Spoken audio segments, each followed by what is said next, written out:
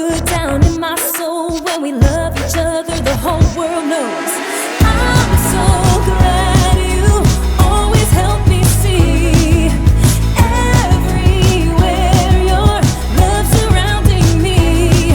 And I'm so thankful you made us to be together. Better together. I know who I am. You made me perfectly. I know you have a plan for all things. When I feel on my own, God, you say I'm not alone. I can call on my friend to help me. It feels so good down in my soul when we love each other, the whole world knows. I'm so glad you always help me see everywhere your love surrounding me. And I'm so thankful you made us to be together. Better together.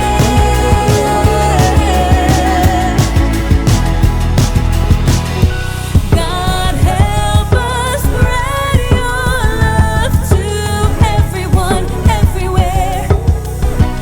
We know you're working through us. You're never done, you're always there. Now we know it's time to share. That's why I'm so glad you always help me see everywhere your love surrounding me. And I'm so thankful you made us to be together. Better together.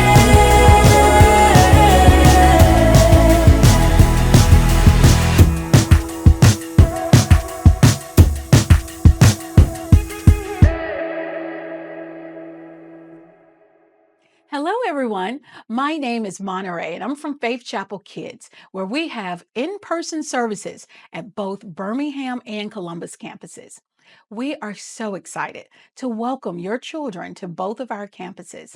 Please visit our website at faithchapel.net/family for more details regarding services on the campus you attend. We would love for you to join us. And if you're not able to join us in person, please check out this week's video. To be or not to be? That is the question. All the world's a stage, the men and women merely players. We got it, Shakespeare. Welcome to Story Lab. This week we're taking a look at the story Of some people who came together for something way bigger than an act. What a piece of work is man!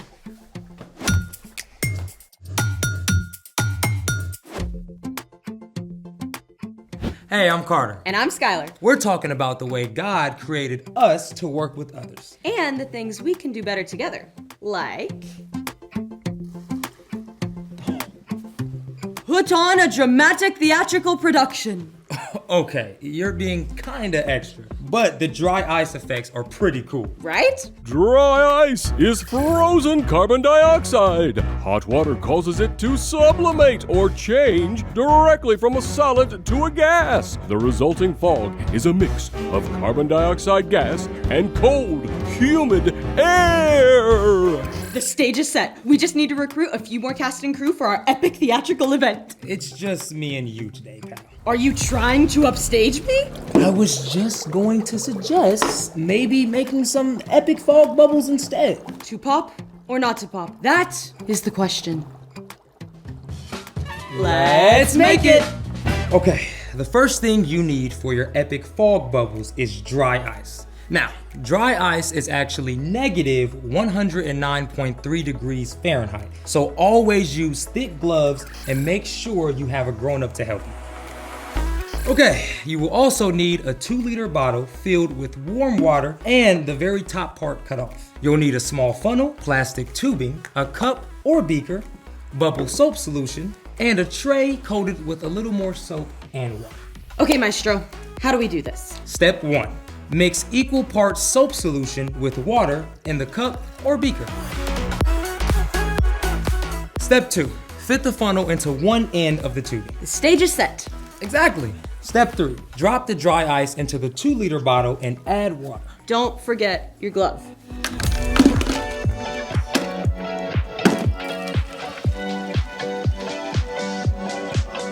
All right. Step 4. Dip the free end of the tubing into the soap solution and place the funnel end over the top of the 2-liter bottle.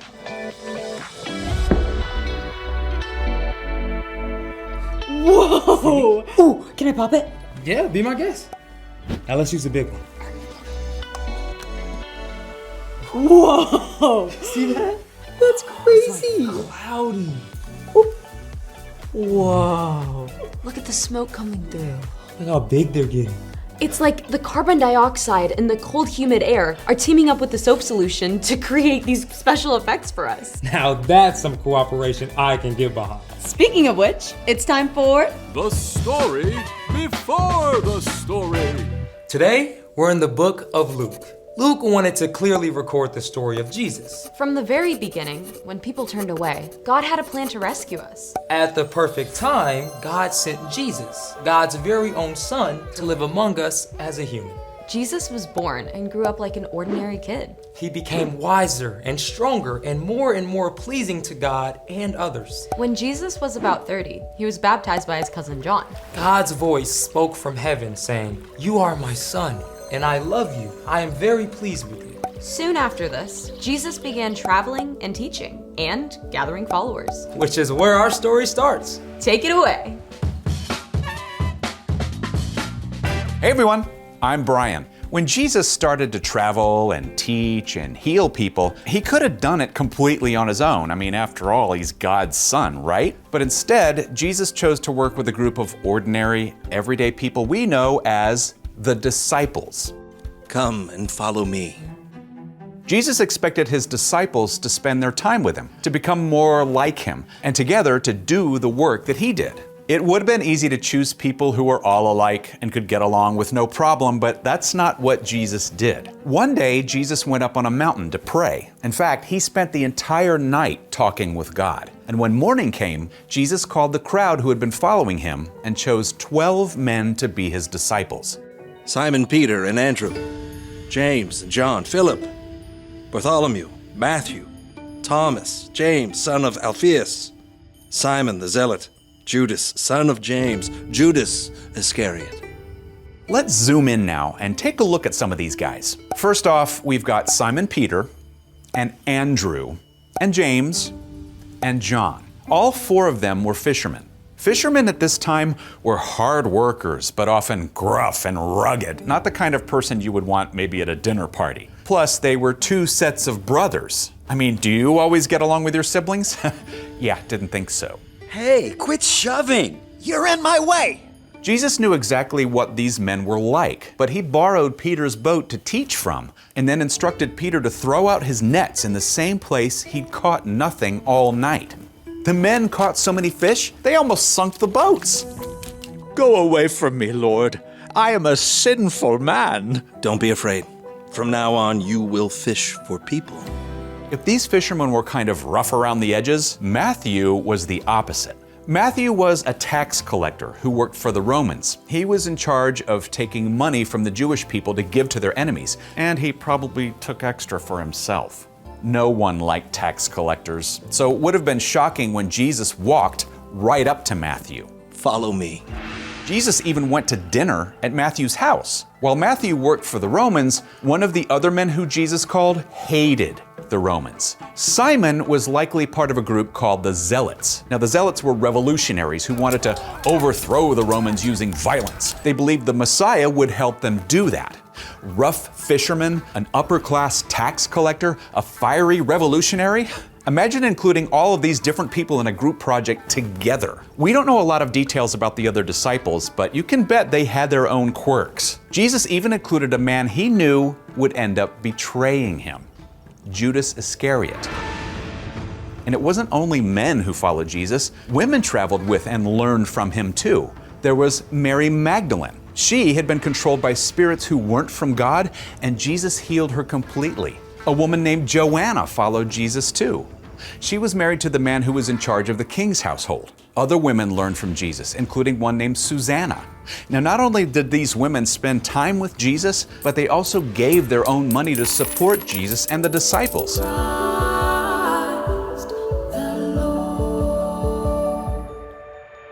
And Jesus welcomed their help.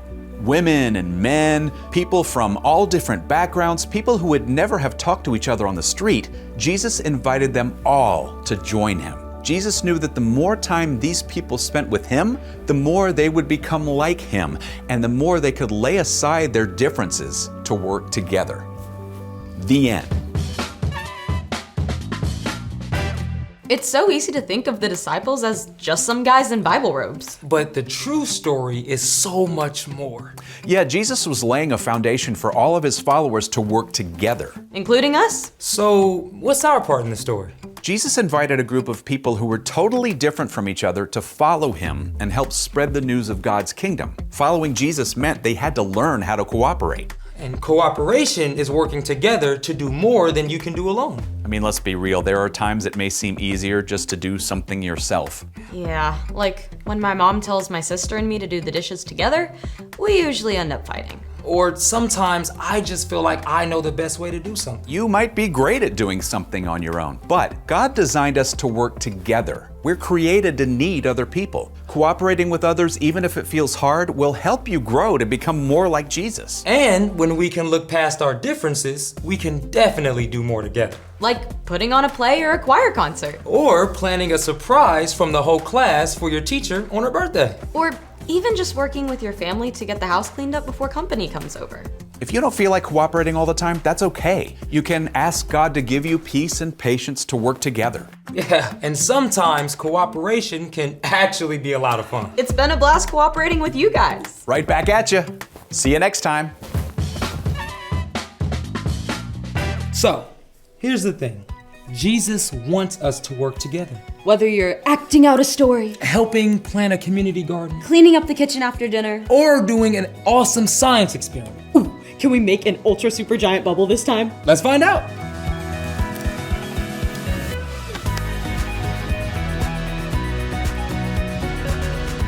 Thanks for joining us in the Story Lab. See you next time. how big do you think it's gonna get? I don't know, it probably can go even bigger. Whoa.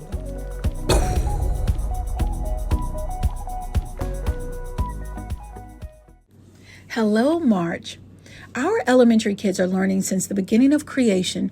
We see how God created us to be in the community with one another.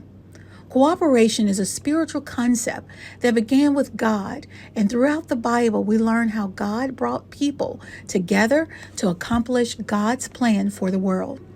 When we work together, we reflect Jesus to others.